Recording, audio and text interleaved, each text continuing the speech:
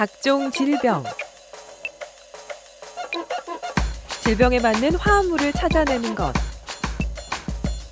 그 속엔 인내와 끈기가 함께합니다. 그리고 도전은 곧 새로운 가능성을 열기도 하죠.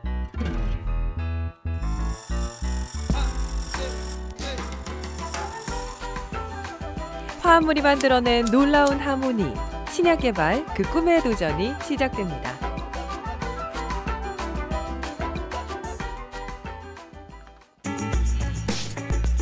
만약 우리가 보는 세상이 이렇다면 어떨까요? 상상만으로도 답답한 모습인데요. 하지만 실제 이런 증상이 나타나는 질병이 있습니다. 우리 눈의 망막엔 시력에 나오는 가장 중요한 부위인 황반이 있는데요. 이 황반에 위치한 시세포의 기능이 떨어져 노폐물이 쌓이고 서로 뭉쳐져 커지게 되면 시야를 가리는 건 물론 시력장애까지 오기 시작합니다.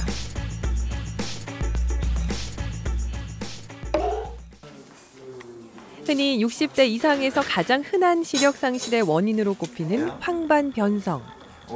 우리나라 3대 실명 질병 중 하나로 여겨질 만큼 위험하지만 아직까지 생소한 병이기도 한데요.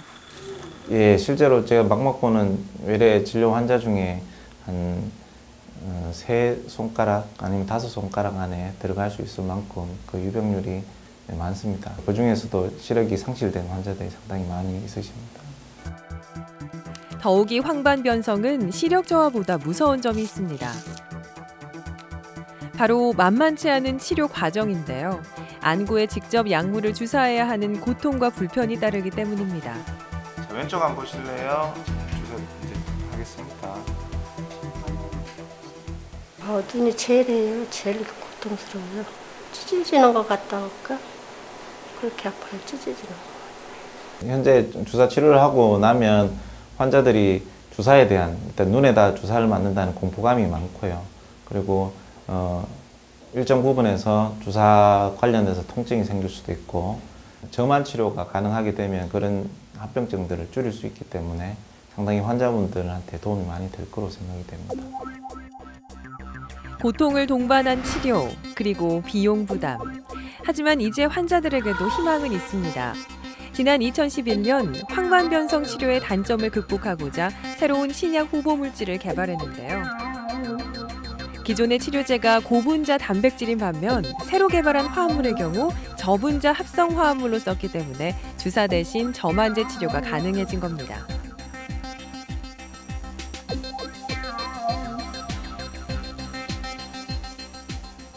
저희가 이제 개발하는 후보 물질들은 저만제로 사용할 수 있기 때문에 환자의 편의성을 도모할 수 있고요. 약가도 한 10분의 1 이하로 줄여서 환자에게 여러 가지 도움이 되리라고 생각을 합니다. 황반 변성 치료제인 후보 물질과 더불어 각종 신약 개발을 위해 수많은 시도가 이루어지고 있는 한국화학연구원. 그렇다면 질병이라는 높은 산을 뛰어넘는 새로운 신약을 개발하려면 어떤 과정이 필요할까요? 이 단백질의 기능을 조절하기 위해서 단백질을 자물쇠라 그러면 거기 자물쇠 구멍이 있는데 여기서는 그 기능을 조절할 수 있는 유기화합물을 만드는 것입니다. 근데 이제 우리가 이 자물쇠의 모양을 모르기 때문에 이 열쇠를 다양한 열쇠를 만들어서 거기에 맞는 열쇠를 만들 필요가 있는 것이죠. 그래서 우리가 이제 다양한 유기화합물을 만들게 되는 것입니다. 첫 단추를 잘 꿰어야 한다라는 말이 있죠. 신약 개발의 첫걸음이 되는 이곳이 얼마나 중요한 역할을 하는지 이제 알 것 같습니다. 우연히 만든 화합물들이 때론 세상을 바꿀 중요한 열쇠가 되기도 하니까요.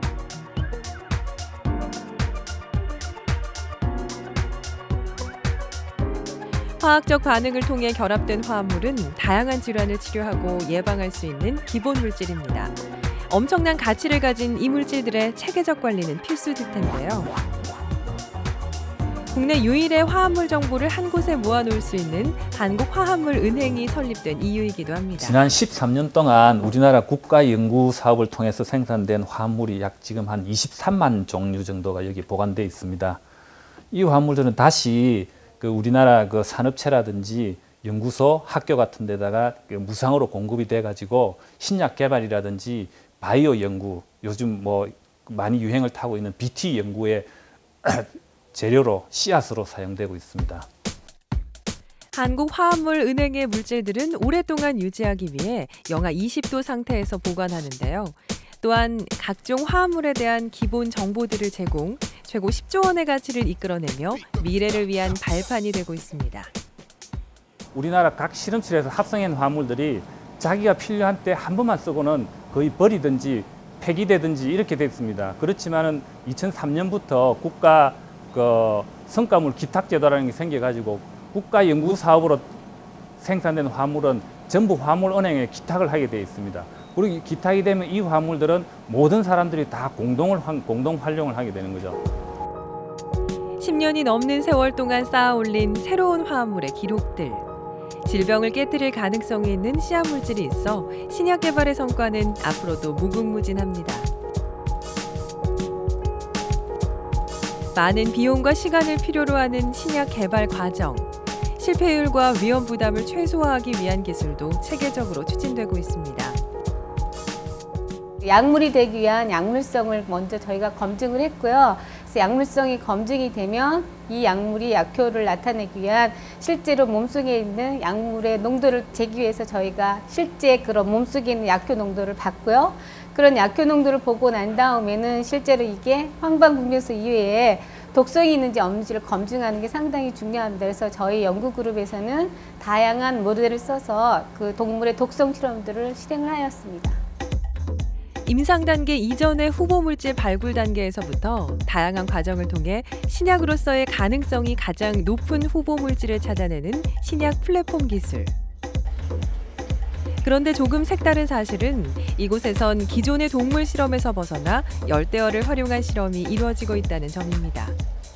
발생 기간이 상당히 짧습니다. 그래서 사람으로 치면 저희가 60살을 기준으로 친다면 얘네는 2년 이내에 모든 그 라이프 타임이 끝나고요. 특히 2달이면 벌써 사람과 같은 성체 기간이 됩니다. 그래서 한 번에 이 제브라피쉬가 낳는 그런 수정란은 200개 이상이 되기 때문에 저희 화연이 보유하고 있는 20만 종에 대한 그 화합물에 대한 여러 가지 약효 테스트를 할 때 대량으로 고속으로 할 수 있는 그런 장점이 있습니다.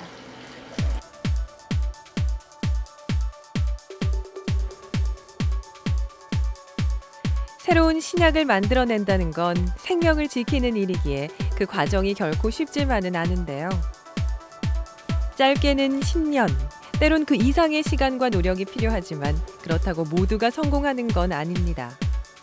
이제 약이라는 게 우리가 약효도 있어야 되고요. 가장 중요한 거는 부작용도 없어야 됩니다. 약효도 있으면서 여러 가지 부작용이 없는 화합물을 찾기 위해서는 그 상당히 많은 화합물들, 그러니까 통계적으로는 한 10,000개 정도의 화합물을 만들어야 그 중에 1개가 약이 된다고 합니다. 그러니까 그만큼 이제 그런 우리가 원하는 그 화합물을 찾기가 상당히 힘든 거죠. 자물쇠에 꼭 맞는 열쇠를 찾아내는 일.